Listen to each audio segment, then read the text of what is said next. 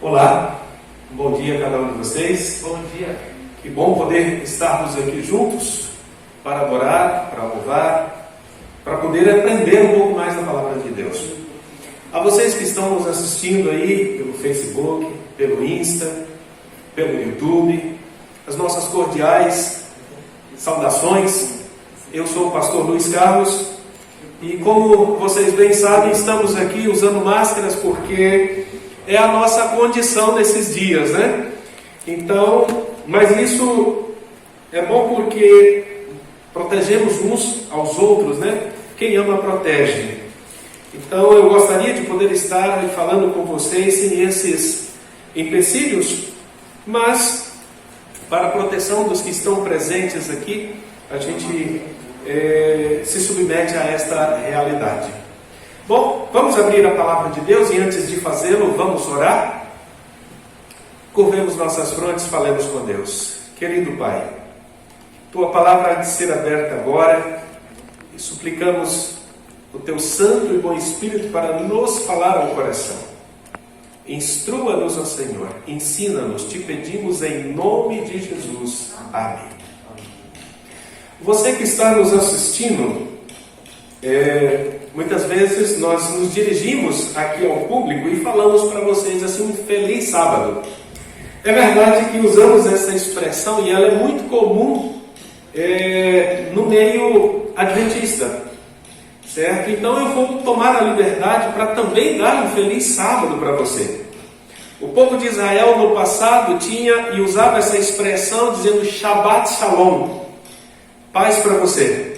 Então que a paz de Cristo também alcance a cada um de vocês. Muito bem, o povo de Israel, ele veio à existência e essa existência veio um chamado a Abraão. A gente encontra isso no capítulo 12 do livro de Gênesis.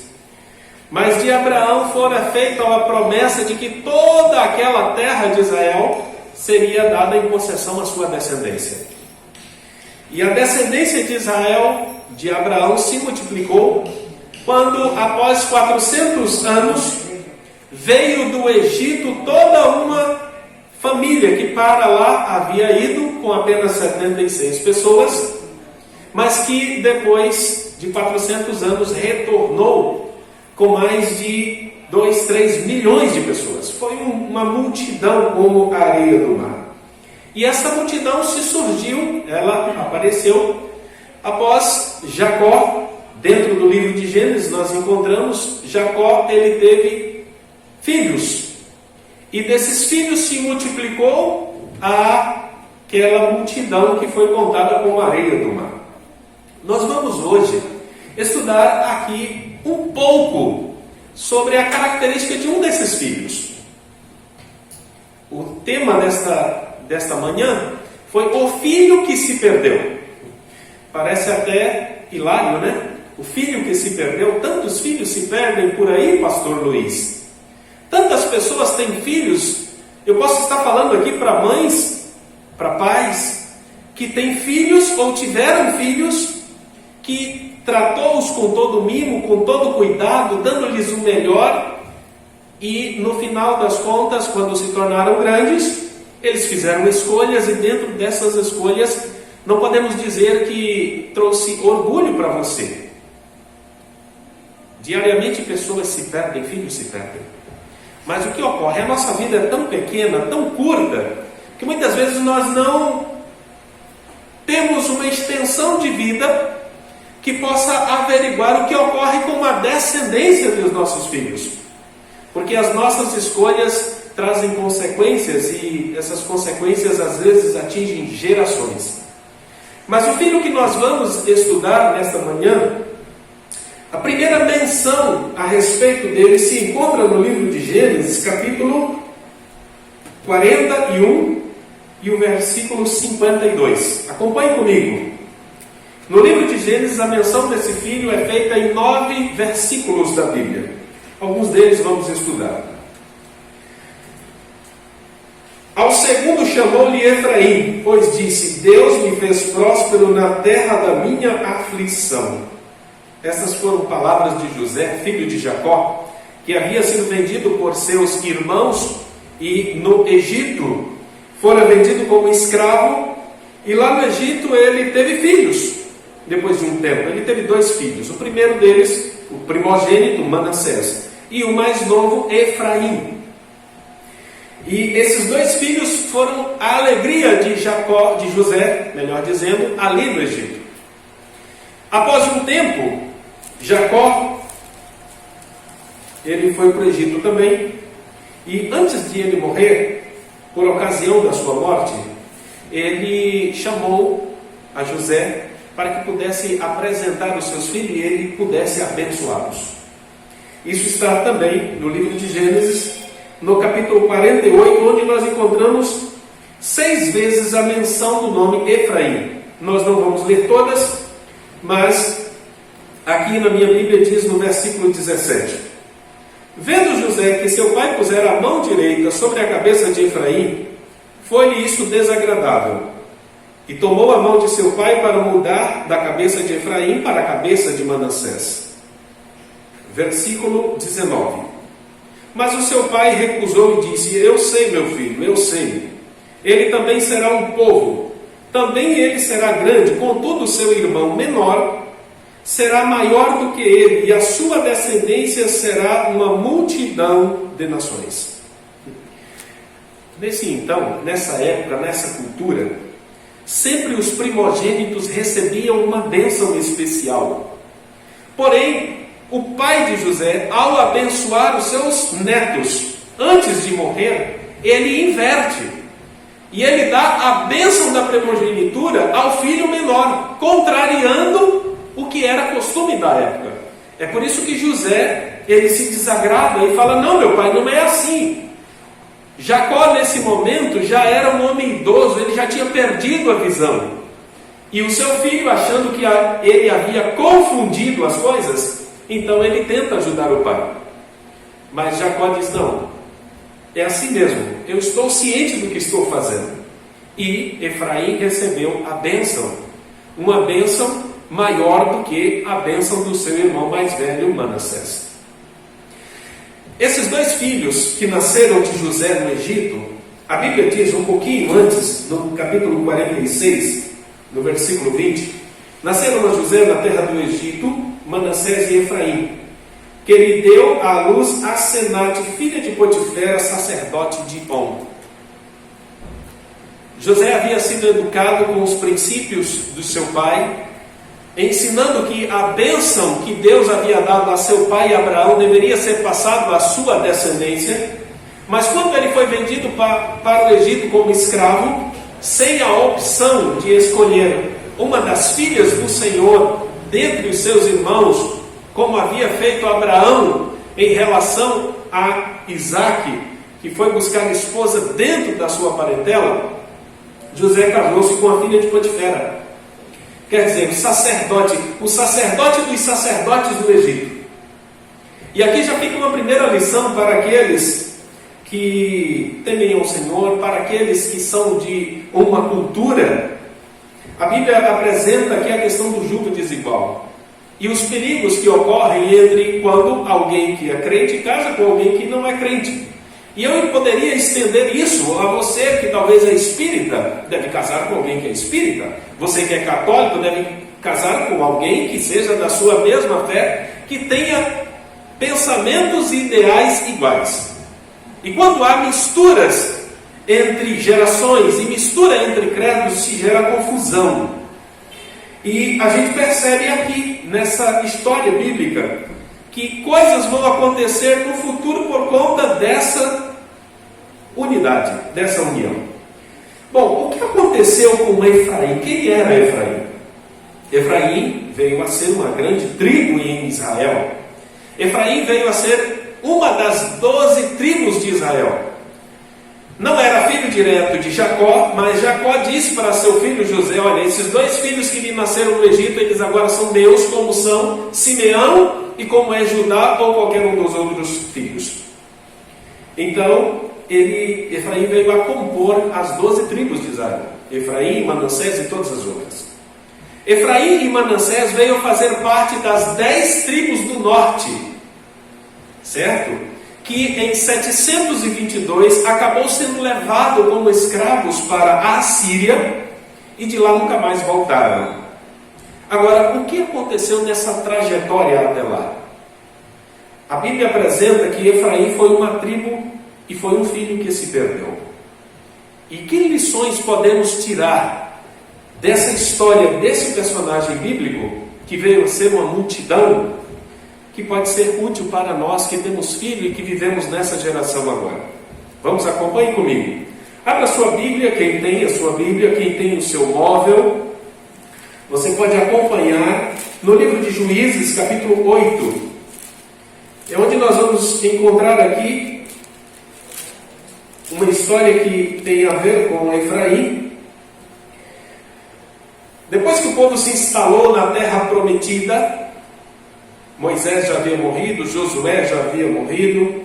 Estamos agora a falar do tempo dos juízes, que foi um tempo escuro em que não havia rei, em que o povo de Israel já estava na terra prometida e ele acabou se mesclando com os povos.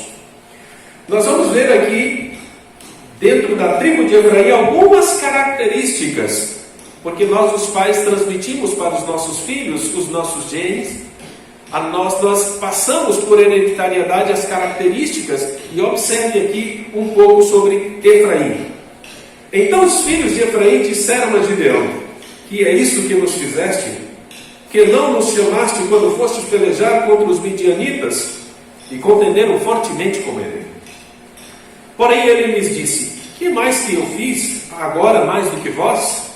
Não são porventura os rabiscos de Efraim melhores do que as vindimas de Abiezer? Deus entregou nas vossas mãos os príncipes dos midianitas, Oreb e Zeeb. Que pude eu fazer comparado com o que vós fizestes? Então, com falar-lhes estas palavras, abrandou-se-lhes a ira para com ele. Que característica tem esse filho de Jacó, Efraim, manifestado na sua descendência? Observe que ela era uma tribo em Israel, e das tribos do norte se tornou a tribo cabeça, a tribo mais numerosa, a tribo mais influente. Às vezes em uma família de 5, de 10, de 15 filhos, nem sempre o mais velho é o mais influente, é aquele que faz a politicagem, é aquele que é mais respeitado. Isso foi o que aconteceu com a família de José, com a família de Jacó.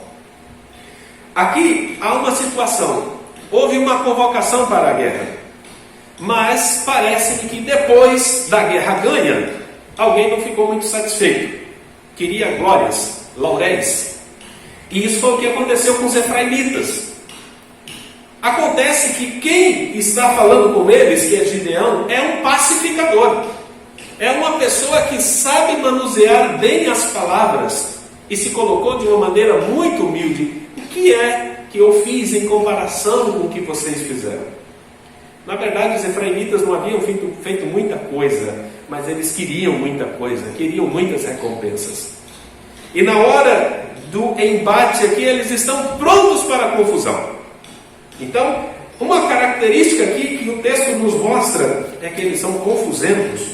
E você vai averiguar isso em um outro episódio, ainda no livro dos Juízes, no capítulo 12.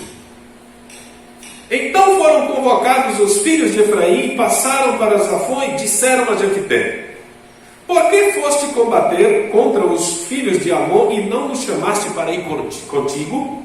Queimaremos a tua casa estando tu dentro dela. Olha, o povo é bravo, tem sangue no olho. Verso 3. Responde Jefté à colocação deles: vendo eu que não me livráveis, arrisquei a minha vida e passei contra os filhos de Amon, e o Senhor os entregou nas minhas mãos. Por que, pois, subiste hoje contra mim para me combaterdes?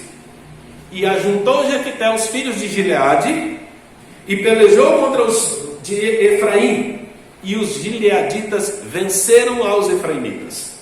E aí vem o problema. Verso 5. Porém os gileaditas tomaram os vales do Jordão que conduzem a Efraim, de sorte que quando qualquer fugitivo de Efraim dizia: quero passar, então os homens de Gileade lhe perguntavam: és tu efraimita? E eles respondiam: não. Então lhe tomavam e dizia: fala, pois, para nós Shibolete. Porém, eles tinham um trava-língua, eles não conseguiam falar a expressão Shi, essa fonética eles não conseguiam fazer. E então eles falavam Sibolete. E nessa circunstância eles se entregavam, mesmo tentando esconder a sua identidade. E a Bíblia diz que caíram de Efraim naquele tempo 42 mil pessoas. Morreram. Eles eram pegos no Jordão e os gileaditas os injustiçavam. Houve uma guerra entre irmãos, entre tribos, e essa foi a situação. Qual é a característica expressa pelos efraimitas aqui nesse texto? Primeiro, nós confirmamos o que estudamos anteriormente, no texto do capítulo 8, e acrescentamos aqui alguns adjetivos. Quais?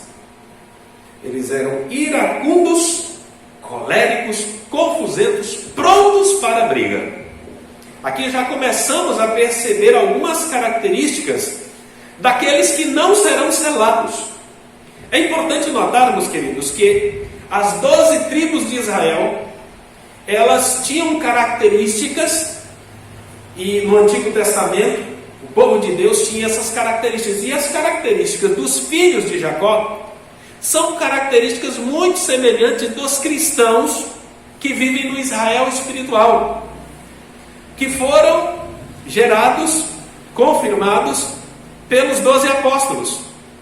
Observe que lá no céu haverá 12 portas. Eu imagino, talvez, falando aqui para vocês que estão nos ouvindo, que você entre por uma dessas portas. Amém. Mas essa porta vai ter a característica da sua experiência cristã, vai ter a característica da sua personalidade, e dentre essas 12 portas não tem escrito a palavra Efraim. Se você for em Apocalipse capítulo 7, você vai averiguar que essa tribo não foi uma tribo selada. E todos aqueles cristãos espirituais que têm as características de Efraim não entrarão no céu. Importante isso. Mas vamos ver, há um livro na Bíblia que vai discorrer de uma maneira minuciosa o porquê essa tribo de Israel não foi selada, não foi salva como nação, como tribo. E observe, abra a sua Bíblia no livro de Oséias. São 37 vezes que é mencionada a palavra Efraim no livro de Oséias. E, vamos lá? Oséias é um dos profetas menores, mas dos menores é o maior, certo? Que tem mais capítulos, não é porque ele é menor, é porque são livros pequenos, por isso chamado de profetas menores. E quando você vai ali no capítulo 11, o próprio Deus está agora dando um testemunho em relação a Efraim, quando diz assim: quando Israel era menino, eu o amei, e do Egito chamei o meu filho. Verso 3: todavia, eu ensinei a andar a Efraim, tomei-os nos meus braços, mas não atinaram que eu os curava. Atraí-o com cordas humanas, com laços de amor, e fui para eles como quem alivia o jugo de sobre suas queixadas, e me inclinei para dar-lhes de comer. Estas são palavras de um pai amorável diante de um filho rebelde, de um filho obstinado. Então Deus está falando aqui, olha aqui, quando foi que Efraim nasceu? Mais de 1000 anos antes desse texto que nós estamos lendo ser escrito. Você já imaginou, André? Você já imaginou, Igor? Você já imaginou, Tamires, ver a história dos seus filhos daqui a 1000 anos da sua geração? Nós estamos vendo aqui a história de alguém, mais de 1000 anos depois, e ver o que aconteceu das escolhas feitas, das tendências herdadas, das tendências não entregues ao Senhor para serem santificados, e aí a gente vê a colheita dos frutos. Vamos ler alguns textos mais? Bom, vamos lá. Primeira coisa, nesse capítulo 11 do livro de Oséias, você encontra aqui Deus fazendo perguntas. Toda pergunta na Bíblia, toda pergunta demanda uma resposta, espera-se uma resposta. E Deus aqui está fazendo perguntas. Verso 8: como te deixaria, ó Efraim? Como te entregaria, ó Israel? Como te faria como a Adma? E como fazer-te um zebuim? Meu coração está comovido dentro de mim, as minhas compaixões a uma se acendem. Deus está falando com Efraim. Quem é Adma e Zeboim? Eram cidades da planície que posteriormente à destruição de Sodoma e Gomorra também vieram ser consumidas pelo fogo. Eram cidades pequenas, das quais o próprio Ló falou, mas deixa eu ficar nessa cidade, afinal de contas, olha como ela é pequena. E o anjo lhe deu a permissão. Porém, depois, temendo por sua própria vida, Ló foi para as montanhas, e o fogo consumiu aquelas cidades também. Você entende que Deus está falando, olha, eu vou destruir, como é que eu posso destruir você como houve a destruição de Sodoma, de Gomorra, de Adma e de Zeboim? Deus está aqui demonstrando toda a sua compaixão por conta de um filho errante. Mas que características esse filho demonstrou para acontecer com ele o que aconteceu com as 10 tribos do norte? Lembrando que Efraim se torna a tribo cabeça. O irmão que foi desencaminhando os outros irmãos pela sua influência. Não quer dizer que só ele errou, só essa tribo errou. Mas ela se tornou maior entre todos os outros culpados, porque ela foi a líder na rebelião. No versículo 12, ainda do capítulo 11, diz assim: Efraim me cercou com mentiras, e a casa de Israel com engano. Aí está o grande problema de não sermos sinceros com Deus.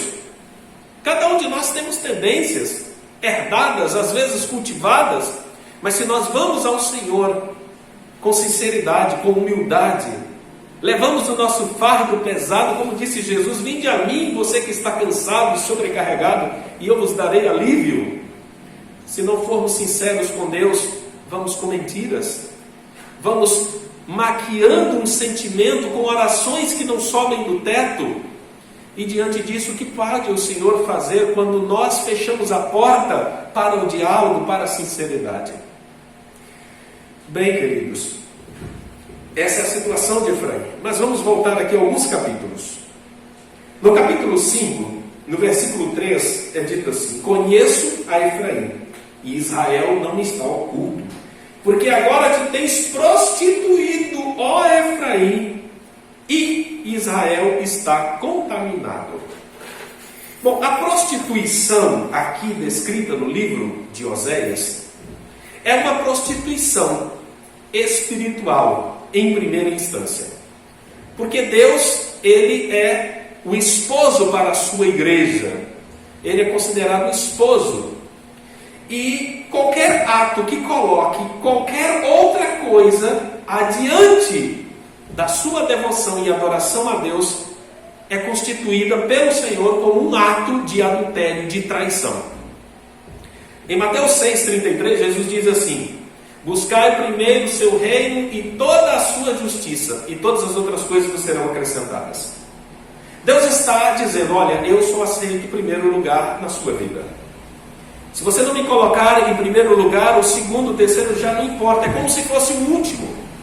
Então nós precisamos fazer escolhas neste mundo e na nossa vida.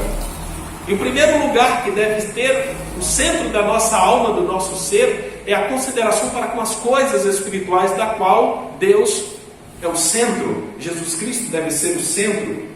E Efraim começou a brincar com a sua espiritualidade com Deus, com os privilégios recebidos por ser uma tribo especial, escolhida e separada por Deus.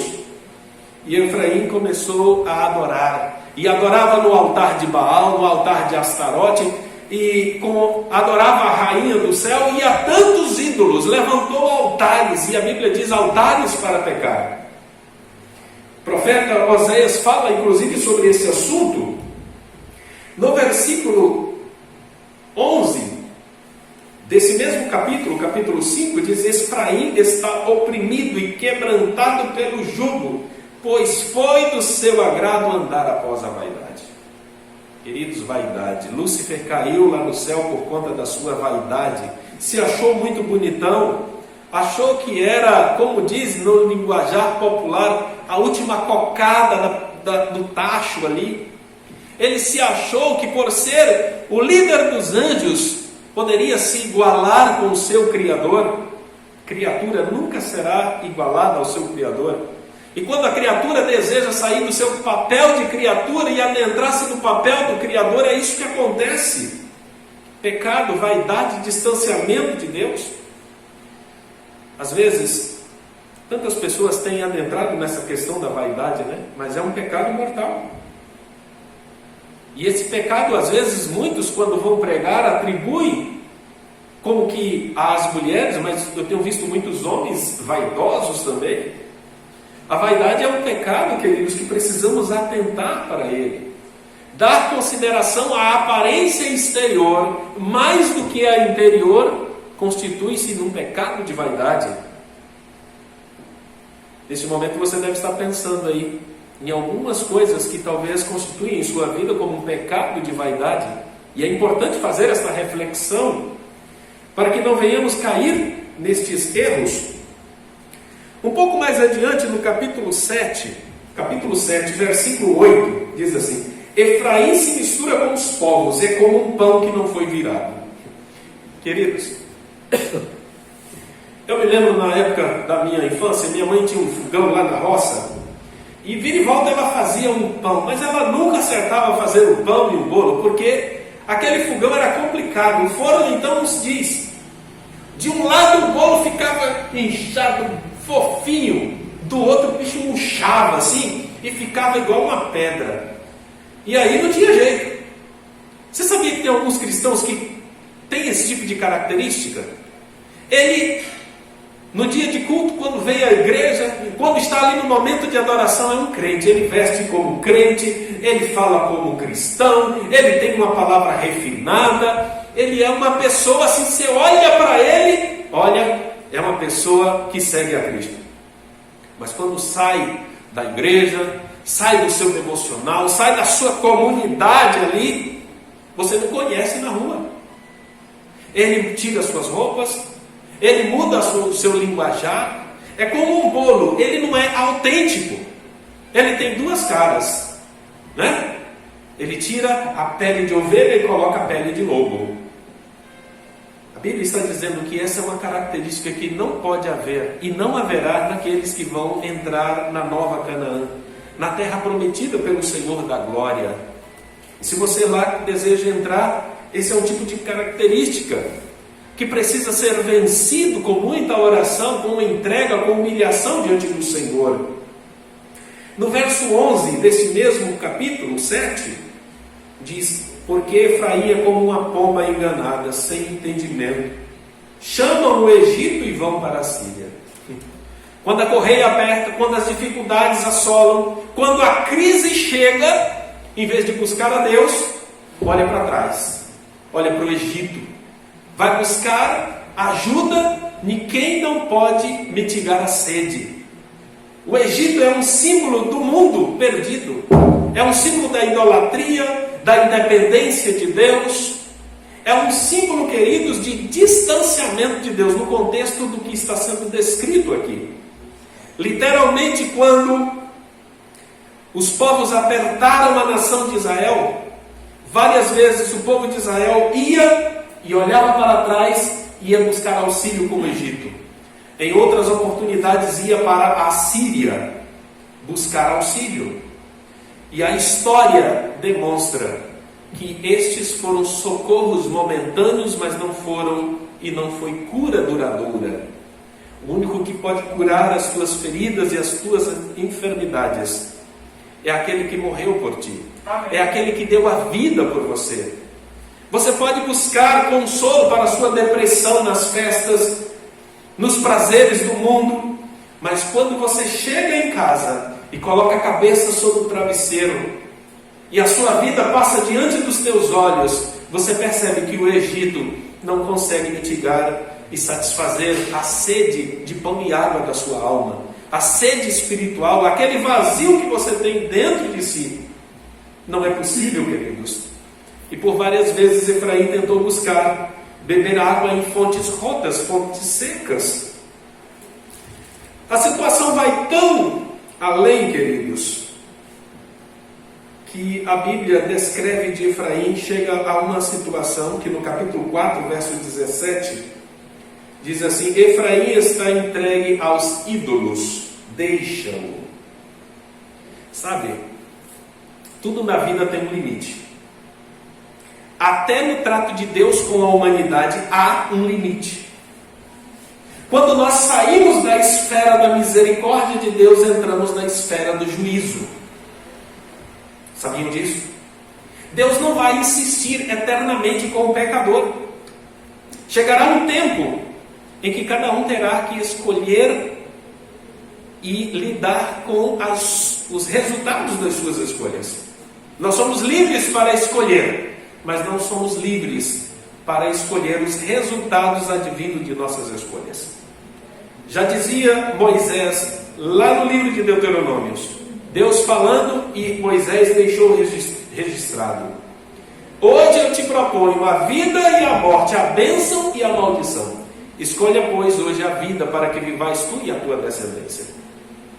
Nossa vida é cercada de escolhas, queridos. E as nossas escolhas vão nos levar a destinos diferentes. Você pode encontrar o destino da vida eterna ou da morte eterna. Mas ainda tem dois textos que eu quero discorrer com você. A situação foi tão dramática que chegou um momento em que Deus viu: não tem mais jeito. Eu já fiz de tudo que estava ao meu alcance para salvar. E o problema não está no poder e na mão de quem pode salvar. É que o pecador não quer ser salvo. Ele desistiu, ele se entregou completamente.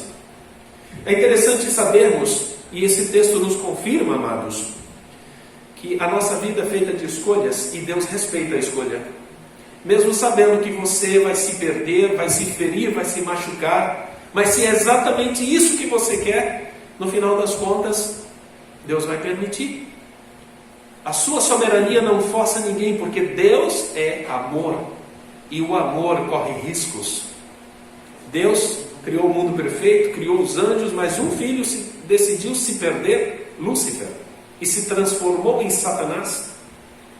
E você às vezes pode perguntar: como foi que no céu puro surgiu o pecado? Sim, surgiu o pecado por quê? Porque Lúcifer tomou a decisão de se perder. Foi andar após a vaidade e constituiu altares para pecar e colocou outras coisas diante do seu Deus. E ele conseguiu aqui implantar em Efraim as características de sua própria personalidade e identidade. E agora Efraim está pronto para colher aquilo que plantou. Mas no capítulo 14 desse mesmo livro, o último capítulo, Deus ainda faz um apelo: volta, ó Israel, para o Senhor teu Deus, porque pelos teus pecados estás caído. Tendes convosco palavras de arrependimento e convertei-vos ao Senhor, e dizei: perdoa toda iniquidade, aceita o que é bom, e em vez de novilhos e sacrifícios, de lábios. Deus está fazendo um apelo aqui para Efraim.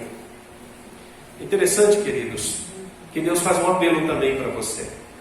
Nós somos, de acordo, o apóstolo Paulo nos diz em 1 Coríntios, no capítulo 10, nós somos o Israel espiritual.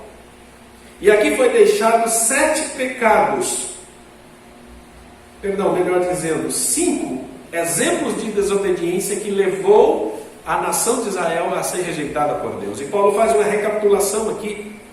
No verso 6 ele fala da cobiça, no verso 7 da idolatria, no 8 da imoralidade, o 9, 1 Coríntios 10, 9, a soberba, e no verso 10 a murmuração. E sabe o que ele descreve no versículo 11? Estas coisas lhe sobrevieram como exemplos e foram escritas para a nossa advertência, de nós outros, sobre quem o fim dos séculos tem chegado. Aquele, pois, que pensa estar de pé, olhe para que não caia. Estas coisas e esses registros de acertos e erros do povo no passado, no Israel antigo, ficou para nós advertir, nós que vivemos o Israel espiritual do tempo moderno. E aqueles mesmos pecados têm sido usados pelo inimigo de Deus para destruir, para desencaminhar, para fazer errar e fazer perder muitos dos filhos que Deus deseja salvar. Eu sei que eu estou falando para você aí, que vai ouvir essa palavra de conforto, de advertência, de admoestação. Mas lembre-se, aquilo que Deus puder fazer para chegar ao teu coração, para falar à tua alma e te resgatar de onde você está, Ele fará. Mas tem uma coisa que Deus não pode fazer por você. Deus não pode tomar a decisão que só você pode tomar. Você tem que querer, você tem que aceitar, tem que almejar e tem que ir a Jesus. É o único caminho. Ele disse: eu sou o caminho, a verdade e a vida. Não quer você também ir a Jesus? Entregar a sua vida a Ele e dizer: Senhor, eu estou aqui, eu sou assim, eu sou mentiroso, eu sou adúltero, Senhor, eu roubo, eu minto para as pessoas, mas o Senhor disse que pode vir a mim todos os que estão carregados e sobrecarregados de pecado, e a tua promessa é de dar um fardo leve. Amém. Então, Senhor, eu estou aqui, estou sendo sincero contigo. Eu não estou mentindo, eu sou ruim de natureza, porque em pecado me concebeu a minha mãe. Mas eu quero a salvação que só tu pode me dar. Amém. E se você for com esse pensamento ao Senhor, eu lhe garanto que você vai encontrar salvação. E eu falo para você, porque esse foi o sentimento que Ele implantou na minha vida. Com este sentimento, com este pensamento, eu quero orar e entregar a sua vida nas mãos do Senhor. Vamos orar? Querido e maravilhoso Deus, obrigado, Senhor, porque misericordiosamente deixastes um registro para a nossa advertência. Tua paciência é sem igual, meu Deus. Teu amor é tremendo. Pai Santo, não podemos mentir para Ti, porque Tu conheces todas as coisas, até a que não falamos, não revelamos. Mas o Senhor nos dá evidências desse Seu amor, e nos cerca de um lado e do outro com as cordas de amor humano, falando-nos em linguagem humana para que possamos compreender o Teu trato. Nos ajude, Senhor, para que não caiamos no mesmo erro de desobediência que no passado um dos Teus filhos queridos acabou se perdendo. Toma em Tuas mãos a cada ouvinte desta palavra.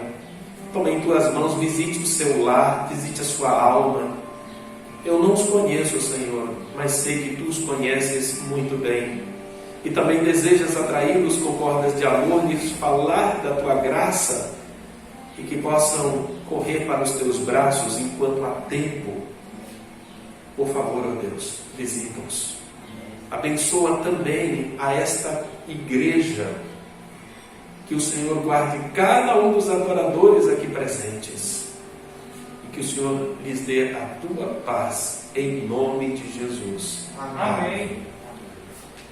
Que Deus abençoe a cada um de vocês, e até a próxima.